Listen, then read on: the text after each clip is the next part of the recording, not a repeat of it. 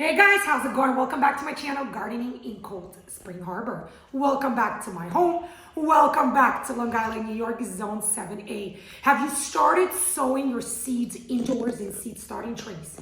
Have been patiently or maybe impatiently waiting for your seeds to germinate, only to take off the plastic dome and to find your seedlings looking like this. Tall, thin, spindly looking, leggy looking, if I may say so. Well, if your seedlings are looking a lot like this, then don't go anywhere, guys. Stick around with me today, because in today's video, I'm going to explain exactly where leggy seedlings come from. How does that happen? Because that is such a common thing, especially for us home gardeners who start our seeds indoors in seed starting trays. I'm also going to cover all the ways how we can prevent this from ever happening to us again. So for those of you looking for that online gardening channel, which offers tips, tricks, easy, yet proven gardening advice to take your home garden to the next level. Don't worry, guys. Stick around with me today. Start with going below this video and clicking the subscribe button. If you are enjoying the content of my videos and want YouTube to send you notifications every single time I'll upload a new garden video, click the bell icon as well. Now come with me. Let's get gardening. When our seedlings germinate, they should never be more than 1/4 to 1/2 inch tall.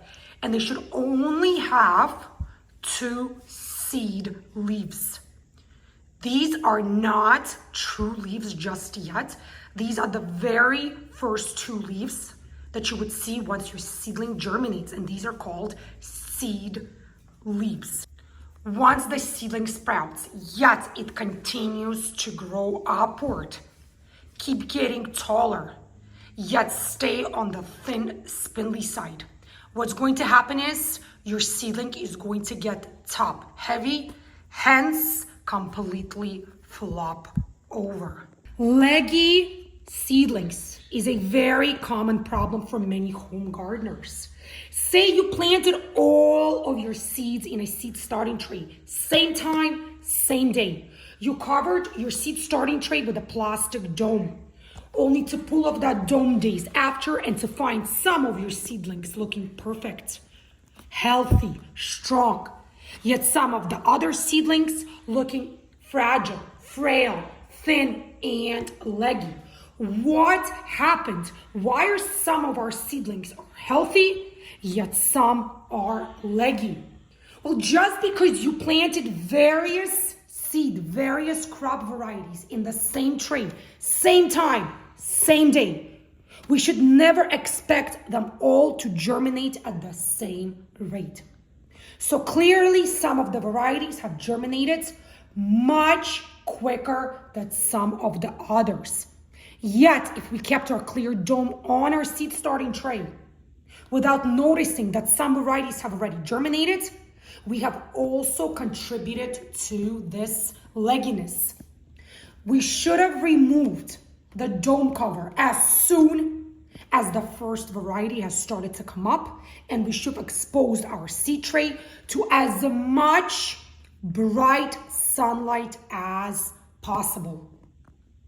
So again, if you are happening to find your seedlings looking very tall, very spindly, very thin, looking like they're ready to jump out of the seed starting trays, this is called leggy or stretchy seedlings.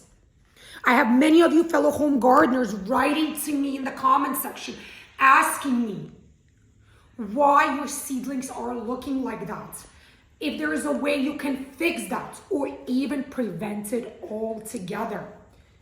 Leggy seedlings are a very, very common problem, especially for home gardeners who live in smaller apartments, smaller houses, who don't have a large green room or a large greenhouse and have to start sowing their seeds inside in seed starting trays. But before we get into all the solutions, all the prevention methods, we must first understand where this comes from. How does this happen? Is it our fault? Is it Mother Nature's fault? What is happening to our seedlings? Why they just sprouted and already looking like this? First and foremost, seedlings, just like any other plants, need sunlight. Need as much light as they can possibly get. This is where plants and seedlings get their energy from photosynthesis. So when our seedlings or plants altogether are not getting sufficient amount of sunlight, they're going to start stretching, looking for that sunlight. They're going to start looking like they're ready to jump out of that cell, just looking for that sunlight. Lack of sunlight is tremendous stress for our seedlings. Hence, you're going to end up with leggy seedlings. Many beginner home gardeners make the mistake of thinking that they could just place their seed starting trays right next to a south-facing window for about 2, 3, 4 hours a day and get healthy, tall, strong seedlings. That will never ever be the case. If you want healthy, tall, strong seedlings, they will require at least 8 hours of bright, direct sunlight per day. You can either leave them near a south-facing window for at least 8 hours a day, or if it's sunny enough, warm enough outside, you can even bring your seed starting tray outdoors during the day so your seedlings can enjoy the direct, bright sunlight. So maximum amount of light is crucial. Say you don't have that south-facing window, or you don't have a patio or a balcony in your home. What can you do? You would need to invest in something called grow light. Not just any light, but a light that's specific for growing plants, starting seeds indoors in seed starting trays. So what kind of grow lights are best? I know how confusing it can get going to a store and seeing all of these various lights. And we home gardeners can get very frustrated, very confused, and just simply end up getting the wrong type of light. So the two best type of grow lights for your plants or for your seedlings are either compact fluorescent lights or LED grow lights. Regardless whether you choose the compact fluorescent or the LED, make sure that the bulb will emit at least 2,000 lumens. Anything below 2,000 lumens will not be sufficient enough for healthy, strong seedlings. Lumens is how much energy that light bulb is going to emit. In fact, if you're going to place your hand under the grow light, your skin should look almost anemic, very, very pale. Because grow lights that are designed for gardening, for planting, for starting seeds, are on the very blue colored spectrum. You cannot expect to get warm lights, the ones you would have hanging on the ceiling of your living room or your kitchen, and have your seedlings grow straight, strong, and be healthy.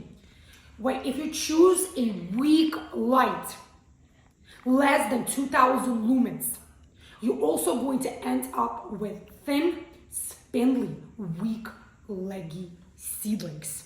Say you cannot afford to get a grow light. Maybe you don't have space for that grow light. What can you do? What is another cheap or even a free alternative? Let me show you. LED grow lights are more expensive. However, they are not as fragile as the compact fluorescent lights. Also, LED grow lights are very energy efficient. So now, let's talk about some other reasons why our seedlings might be stretchy or leggy. For those of you, my fellow home gardeners, who for whatever reason do not want to use a grow light, what is another cheap or even, if I may say, free alternative? You can get a cardboard box of any sort. The larger, the better, because you can fit more seed starting trays in it. You will need aluminum foil. Any brand, any size, doesn't matter. You're going to rip a sheet of aluminum foil and you're going to place it against the bottom of your cardboard, like so. Now, you're going to use this bottom portion as a place to fit your seed starting tray. You could choose to tape the aluminum sheet as well to attach it to the back, like so. And now, what do you do with this? Where do you put it? You would put it right near a south-facing, bright light window. The aluminum foil will help catch that sunlight and reflect it right back on to your seedlings. This easy device that you would create will help take place of a grow light, and you would leave it near a south-facing window, or even maybe during the day on your balcony for at least 8 hours per day. Knowing when to expose our seed starting tray to a south-facing bright window or even a grow light is absolutely crucial. Keeping our seedlings in the dark under a dome will 100% contribute to having leggy, weak, stressed out seedlings. Say we started our seeds in seed starting trays and we totally forgot about that seed starting tray. We might have got preoccupied with our family, with our loved ones, with work, and totally forgot about it. Comes later to pull off that dome to find leggy seedlings. Why? Because we did not expose them to proper amount of sunlight or even grow light at that correct timing. Say you started your seeds and went away for the weekend. 2 days, 3 days, you come back to find spindly seedlings. Yes, seeds like darkness. In fact, they need darkness to germinate. But once they germinate, once they start to come up and you see tiny little green sprouts, that is the time when darkness is no longer needed. In fact, the darkness is going to hurt your seedlings. Seedlings need, again, at least 8 hours of bright light in order to grow healthy and strong. So definitely keep an eye out on your seedlings. If you know you're starting your seeds today, constantly check on your seedlings. Take off that dome. Look inside that dome. Please, my fellow home gardeners, don't forget about your seedlings. One of the biggest contributors to having leggy or stretched seedlings is stress. Any sort of stress, including underwatering your seed starting cells. Seedlings do need a lot of moisture in order to grow healthy and strong. Just because you have 30 cells or more in your seed starting tray, and just because some of the cells are perfectly moist, doesn't mean that all of them are. You should take the time to look thoroughly at your entire seed starting tray and make sure that each of the cells is properly watered. Another great indication that your seedlings are being underwatered is the change in the coloring of your seed starting mix. The darker the coloring, more moist your seed starting mix is. Once your seed starting mix starts to dry up, you're going to see that change in coloring from black color or almost black to lighter brown colored. stress-free seedlings are definitely healthy seedlings. And by starting off with healthy seedlings, you're going to end up with a strong, mature transplant, hence healthier crop. Your seedlings might sprout and look healthy, but if you are underwatering your seedlings, they're only going to grow taller and thinner. So by lacking moisture in that seed starting mix, you're also stressing out your seedling, hence causing your seedling to become very skinny, very tall, and very leggy. And eventually, if these seedlings will keep growing the way they are, what's going to happen is they're going to get top heavy, fall over, and die. So you are going to lose majority of your seedlings or majority of your transplants if you do not fix this legginess. Another way to prevent leggy seedlings or stretch seedlings is to expose them to natural airflow, as much airflow as possible. So the best thing to do, ideal thing to do, is to take your seedlings outside during the day when the sun is shining and there is light breeze in the air. This air circulation will help prevent leggy or stretched seedlings, as it will mimic natural growing environment. Let's say the air temperature is still quite cold outside and there's not enough sunlight outside either. What can you do if you cannot yet take your seed starting tray outside? You can place a fan, a regular fan, in close proximity to your seed starting tray and allow that fan to spin. Even 1 hour of air circulation near your seed starting tray will do wonders for your seedlings and will help prevent legginess and stretchiness.